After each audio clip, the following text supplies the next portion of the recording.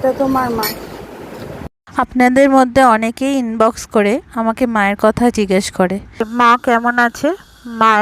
মাকে দেখতে পাই না ভিডিওতে আজকাল, তাই মায়ের কিছু ভিডিও আপনাদের সাথে শেয়ার করলাম।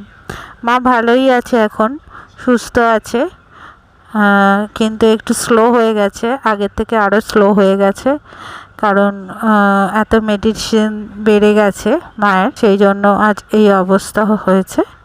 যাই হোক, যেহেতু আমরা মেডিসিনের ওপর রাখবো ঠিক করেছিলাম মাকে, তাই সেরমই ডাক্তারের পরামর্শ মতন মেডিসিন আর ডায়েটের ওপর রাখা হয়েছে মাকে।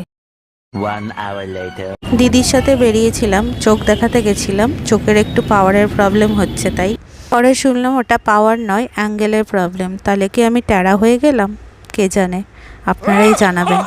আমার ছবি থেকে আমাকে ট্যাড়া লাগে?